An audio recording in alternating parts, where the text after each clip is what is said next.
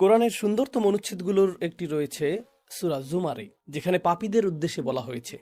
আমার এই কথা শুনে আপনাদের কেউ কেউ হয়তো চমকে উঠেছেন। আমি বলিনি এখানে ঈমানদারদের উদ্দেশ্যে বলা হয়েছে, আমি বলেছি পাপীদের উদ্দেশ্যে বলা হয়েছে।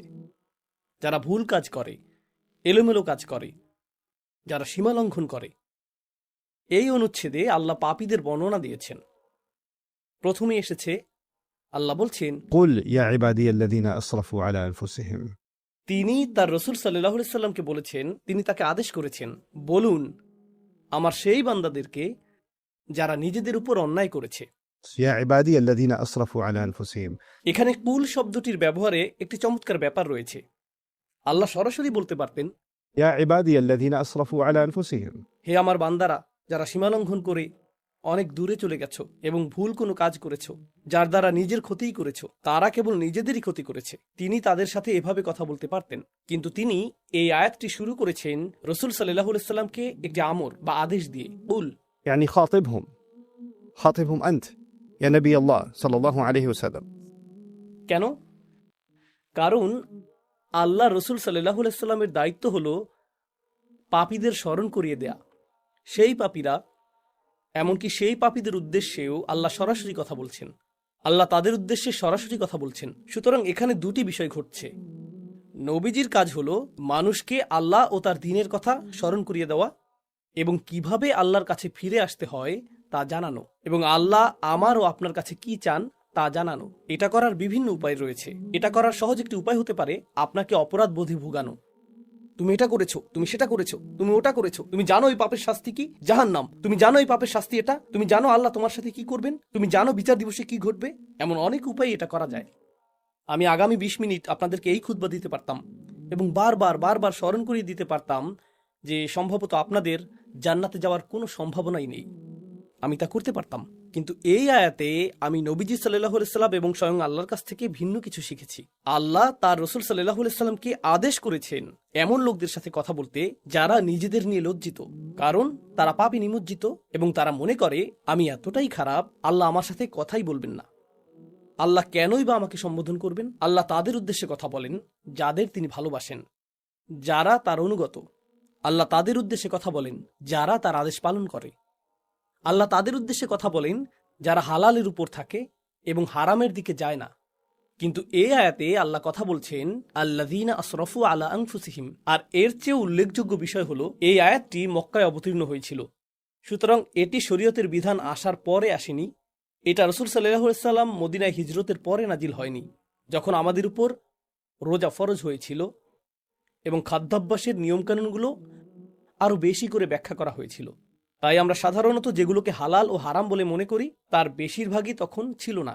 এই আয়াতে আল্লাহ যাদের উদ্দেশ্যে কথা বলছেন তাদের মধ্যে এমন লোকও ছিল যারা চূড়ান্ত পাপে লিপ্ত ছিল। তারা এমনকি শিরকও করছিল, এমনকি মুশরিকরাও এর অন্তর্ভুক্ত, এমনকি তারাও। কারণ তারা সবাই আল্লাহর বান্দা, তারা তা উপলব্ধি করুক বা না করুক, তারা স্বীকার করুক বা না করুক, তারা তো আল্লাহরই বান্দা। আপনি হতে পারেন আল্লাহর একজন বিদ্রোহী বান্দা, যেমনটি এই আয়াতে ব্যাখ্যা করা হয়েছে। কারণ আল্লাহ যখন বলছেন হে আমার বান্দারা, স্বাভাবিকভাবেই আপনি ধরে নেন যে বান্দা হলো সে যে তার মালিকের আনুগত্য করে। তাই আপনি ভাবতে পারেন যে এখানে অনুগত বান্দাদের কথাই বলা হচ্ছে। ভাবে তৈরি করেছেন শুধু আধ্যাত্মিক বা ধর্মীয় অর্থে নয়, বরং ফিতরা বা স্বভাবগত ভাবেও। আল্লাহ এমন ব্যবস্থাপনা তৈরি করেছেন যেখানে ইসরাফ সবসময়ই আপনার ক্ষতি করবে। অতিরিক্ত পানি পানেও আপনি মারা যেতে পারেন। অতিরিক্ত পানি একটি ভালো জিনিস। অতিরিক্ত পানি পান করার ক্ষতিকর দিকও রয়েছে। আপনার শরীরে চিনির প্রয়োজন। অতিরিক্ত চিনি সমস্যা তৈরি করে। অতিরিক্ত পরিমাণে যে কোনো কিছুই সমস্যা সৃষ্টি করে। অতিরিক্ত ঘুমও সমস্যার কারণ। অতিরিক্ত ব্যায়ামও সমস্যার কারণ।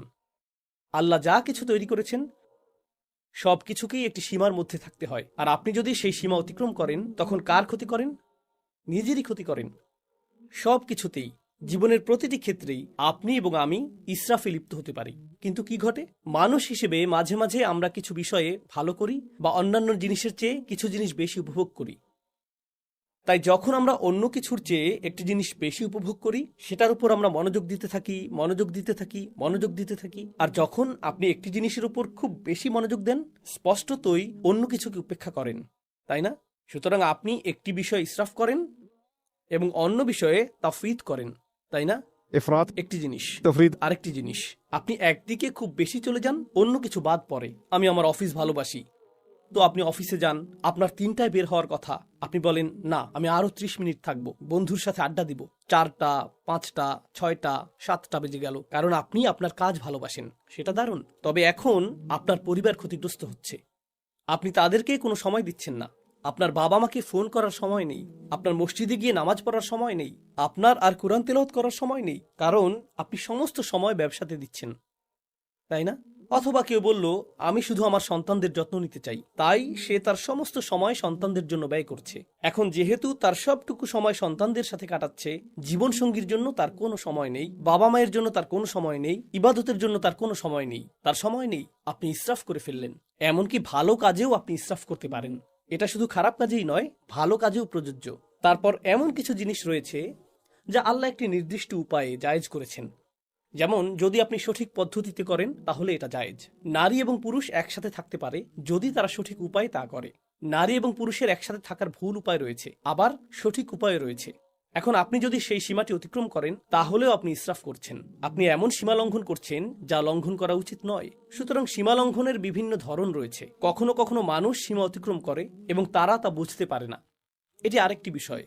আমি মনে করি না যে আমি ভুল কিছু করেছি, এটি ছিল ছোট একটি পদক্ষেপ যা আরেকটি ছোট পদক্ষেপে নিয়ে গেছে, এবং আপনি কিছু বোঝার আগেই হায় আমি তো অনেক আগেই সীমা অতিক্রম করে ফেলেছি, আর বিপজ্জনক এলাকার অনেক দূরে চলে এসেছি, আমি এখন নিষিদ্ধ এলাকায় বহু দূরে চলে গেছি। আপনি অনেক দূরে চলে গেছেন, আর এখন আপনি বলছেন হায় আমি এলোমেলো করে ফেলেছি, কিভাবে আমি ফিরে আসব, অনেক দূরে চলে এসেছি। মজার একটা বিষয় আমেরিকার অর্থনীতিতে দেখা গিয়েছিল। যখন কয়েক বছর আগে সাবপ্রাইম মর্টগেজ সংকট হয়েছিল, তখন বলা হচ্ছিল ব্যাংকগুলো এতটাই বড় যে তা ব্যর্থ হতে পারে না, অথবা গাড়ি কোম্পানিগুলো এতটাই বড় যে ব্যর্থ হতে পারে না। অর্থাৎ তাদের ব্যর্থতা এতটাই বড় যে নিরুপায় হয়ে তা মেনে নিতে হবে, এর থেকে ফিরে আসার আর কোনো উপায় নেই। তাই আসো এই ফুটো বালতিতে আরো টাকা ঢালি।